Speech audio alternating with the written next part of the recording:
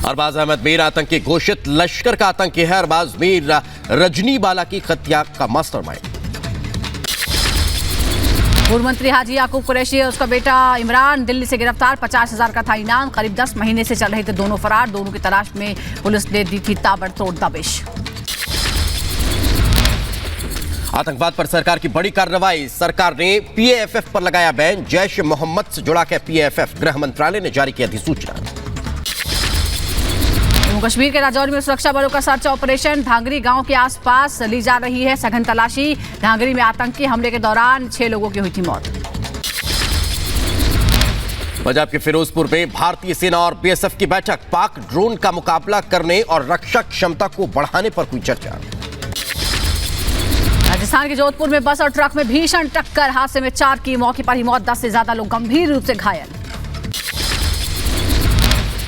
उत्तराखंड के जोशीमठ में जमीन धंसने से पहला हादसा। भूस्खलन की जद में मंदिर आया और हुआ धराशायी। दरारें बढ़ा रही है लोगों की चिंता।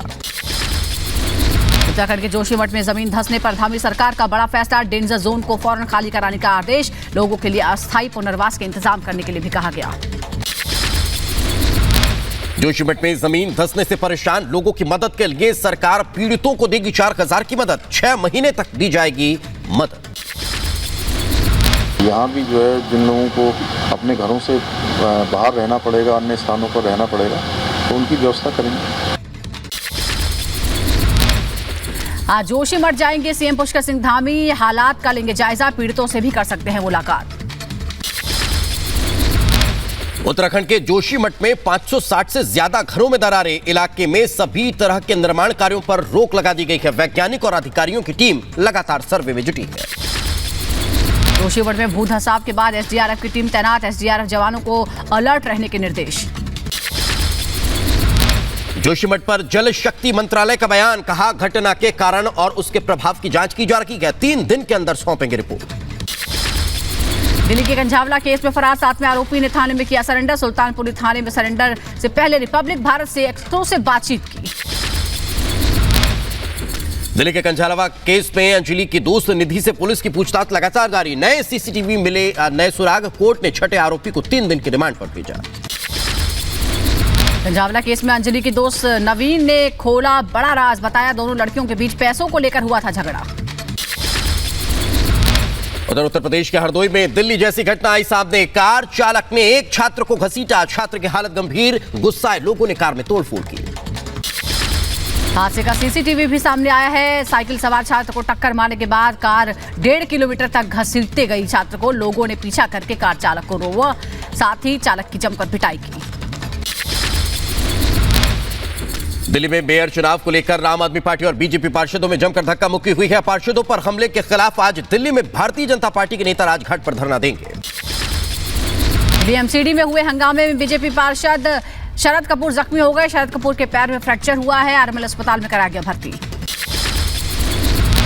दिल्ली एमसीडी में हंगामे पर बीजेपी और आम आदमी पार्टी में आरोप प्रत्यारोप का दौर शुरू हो चुका है। रिपब्लिक भारत से बातचीत में बोले मनोज तिवारी, आम आदमी पार्टी गुंडों की पार्टी है। शराब पीकर आए थे कई पार्षद। हमारी महिला पार्षदों को भी चोट आई। राम भगवान पर आरजेडी नेता जगदानंद सिंह के बयान पर बीजेपी का पलटवार। कहा जगदानंद सिंह वोट के लिए हिंदू आस्था पर कर रहे हैं चोट। जगदानंद ने कहा था अब देश में उन्मादी के राम बचे हैं। बार बार हिंदू आस्था पर करो चोट ताकि मिले वोट बैंक का वोट। ये स्टैंडर्ड ऑपरेटिंग प्रोसीजर बन चुका है एक इकोसिस्टम का। इसीलिए क्या हिंदू आस्था पर चोट करना सेकुलरिज्म बन चुका है? बिहार में आज से जातीय जनगणना शुरू होने जा रही है। बिहार सरकार अपने खर्च पर यह जातीय जनगणना करा रही है। बिहार सरकार पर 500 करोड़ रुपए का अतिरिक्त बोझ पड़ेगा। दिल्ली पहुंचे सूरीनाम गणराज्य के राष्ट्रपति चंद्रिका प्रसाद संतोखी। मध्य प्रदेश इंदौर में होने वाले प्रवासी भारतीय दिवस सम्मेलन में लेंगे हिस्सा। दिल्ली एनसीआर में फिर बढ़ा प्रदूषण का खतरा। दिल्ली में फिर जीआरएपी 3 लागू हुआ। निर्माण और तोड़फोड़ के कामों पर रोक लगाई गई। कांग्रेस शासित राज्यों में लागू पुरानी पेंशन योजना पर अर्थशास्त्री मोटेक सिंह अहलूवालिया का बड़ा बयान। कहा पुरानी पेंशन योजना वित्तीय दिवालियापन का नुस्खा। उधर झारखंड के रांची एयरपोर्ट पर गृह मंत्री अमित शाह का हुआ जोरदार स्वागत। आज चाईबासा में बीजेपी की विजय संकल्प महारैली में होंगे शामिल। नागालैंड के दीमापुर को गृह मंत्री अमित शाह की सौगात, 52 करोड़ रुपए की विभिन्न परियोजनाओं को किया लोकार्पण और शिलान्यास। नागालैंड को गृह मंत्री अमित शाह ने कहा, प्रधानमंत्री नरेंद्र मोदी ने नॉर्थ ईस्ट को जोड़ने का काम किया है, लगातार धीरे धीरे काम किए जा रहे हैं। कर्नाटक में कांग्रेस पर बरसे बीजेपी अध्यक्ष जेपी नड्डा, कहा मोदी के पीएम बनने के बाद बदल गई है राजनीतिक संस्कृति, आज बीजेपी का मतलब विकास, कांग्रेस का मतलब विनाश है। उधर देवेंद्र फडणवीस ने राहुल गांधी पर निशाना साधा है, कहा अचानक 10 साल पुरानी चीज याद आ जाती है, अयोध्या के राम मंदिर में दर्शन के लिए राहुल गांधी को बुलाया जाएगा। उनको शायद पता ही नहीं है कि मंदिर का काम इतने जोरों से चल रहा है, तो जरूर जिस समय मंदिर बन जाएगा तो उनको भी दर्शन के लिए बुलाएंगे। अहमदाबाद में प्रमुख स्वामी महाराज शताब्दी महोत्सव में शामिल हुए विदेश मंत्री एस जयशंकर, कहा G20 का मोटो वासुधैव कुटुंबकम। स्वास्थ्य मंत्री मनसुख मांडविया ने ओडिशा हवाई अड्डे का लिया जायजा, यात्रियों के RT-PCR टेस्ट की जानकारी भी ली। कोरोना को लेकर मनसुख मांडविया का बयान, कहा 5 देश कोरोना की चपेट में हैं, वहां से आने वाले यात्रियों को 48 घंटे पहले कोरोना जांच करानी होगी। राष्ट्रपति द्रौपदी मुर्मू विजेताओं को डिजिटल इंडिया पुरस्कार से करेंगी सम्मानित। दिल्ली में सुबह 11 बजे से शुरू होगा डिजिटल इंडिया पुरस्कार कार्यक्रम, रेलवे मंत्री अश्विनी वैष्णव भी रहेंगे मौजूद। उच्च शिक्षा निदेशालय को लखनऊ शिफ्ट करने के अटकलों पर बोले केशव प्रसाद मौर्य, कहा उच्च शिक्षा विभाग का आदेश हुआ रद्द, लखनऊ नहीं शिफ्ट होगा निदेशालय। मेघालय में आगामी विधानसभा चुनाव के लिए टीएमसी ने जारी की उम्मीदवारों की लिस्ट, 52 उम्मीदवारों के नामों का ऐलान किया। कैबिनेट मंत्री संजय निषाद का कुशीनगर दौरा, निषाद पार्टी कार्यकर्ताओं ने किया स्वागत, 13 जनवरी को पार्टी के स्थापना दिवस में शामिल होंगे सीएम योगी। मध्य प्रदेश के पन्ना जेल में बंद राजा पटेरिया से नेता प्रतिपक्ष गोविंद सिंह ने मुलाकात की है, बोले राजा पटेरिया बहादुर नेता, बीजेपी के षड्यंत्र के शिकार हुए। दिल्ली शराब घोटाला के मामले में गिरफ्तार आरोपी शरद चंद्र रेड्डी की जमानत पर आज सुनवाई, राउज एवेन्यू कोर्ट करेगा सुनवाई। पूर्व वित्त मंत्री पी चिदंबरम पर आज राउज एवेन्यू कोर्ट में सुनवाई होने वाली है। एयरसेल मैक्सिस सौदे से जुड़े हुए मनी लॉन्ड्रिंग का मामले में सुनवाई होगी। ईडी ने चिदंबरम और उनके बेटे कार्तिक के खिलाफ चार्जशीट दायर की है। यूपी के मुजफ्फरनगर में पूर्व बीजेपी विधायक उमेश मलिक की पेशी, 2006 में अल्लूर मीट प्लांट में आगजनी तोड़फोड़ का मामला है, अगले हफ्ते कोर्ट सुना सकता है फैसला। सपा विधायक इरफान सोलंकी की पत्नी के आरोप, बोली रीढ़ की हड्डी दर्द होने के बावजूद नहीं कराया जा रहा है इलाज, जेल में बंद है इरफान सोलंकी।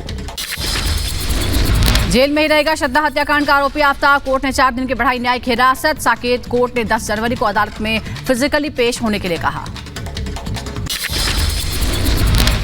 चंदा कोचर और दीपक कोचर की गिरफ्तारी का मामला सामने आया है, बॉम्बे हाई कोर्ट ने सुरक्षित रखा के आदेश, 9 जनवरी को कोर्ट सुनाएगा फैसला।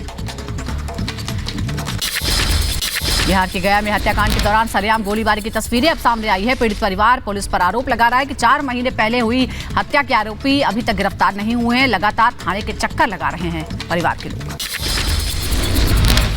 उत्तर प्रदेश के गोंडा में एक पीड़ित परिवार ने घर के बाहर मकान बिकाऊ का पोस्टर लगा दिया है और सीएम योगी से न्याय की गुहार लगाई। रिश्तेदार की दबंगई और अभद्रता से परेशान है परिवार, विधवा महिला बच्चों संग घर छोड़ने का उसने बनाया है मन, कोतवाली देहात के फिरोजपुर तरहर का मामला। रामपुर से बीजेपी सांसद घनश्याम सिंह लोधी को लश्कर-ए खालसा की धमकी, बीजेपी सांसद ने एसपी से शिकायत की। बीजेपी सांसद घनश्याम सिंह लोधी को व्हाट्सएप पर मिली है धमकी, परिवार समेत जान से मारने की धमकी। व्हाट्सएप पर धमकी भरे मैसेज में बीजेपी छोड़ने की बात कही गई है, मैसेज में आपत्तिजनक नारे भी लिखे गए हैं। उत्तर प्रदेश के कानपुर में बीजेपी नेता को पीटने में 2 दरोगा लाइन हाजिर हुए हैं। दुकानदार की पैरवी करने पहुंचे नेता दरोगा पर पीटने का आरोप लगा के थाने में बीजेपी कार्यकर्ताओं ने जमकर हंगामा किया और नारेबाजी की। एयर इंडिया की फ्लाइट में महिला से बदसलूकी के आरोपी शंकर मिश्रा को बड़ा झटका, शंकर को उनकी कंपनी वेल्स ने बर्खास्त किया, आरोपी अब भी फरार। डीजीसीए ने एयरलाइंस के लिए जारी की एडवाइजरी, कहा नियम का उल्लंघन किया तो सख्त एक्शन होगा। कर्नाटक के राज्यपाल थावरचंद गहलोत के बेटे ने तलवार से काटा कि एक वीडियो वायरल हुआ। पाकिस्तान से जोधपुर आई महिला ने बयां किया अपना दर्द, बोली पाकिस्तान में हर वक्त रहता है जान का खतरा, जबरन कराया जा रहा धर्म परिवर्तन।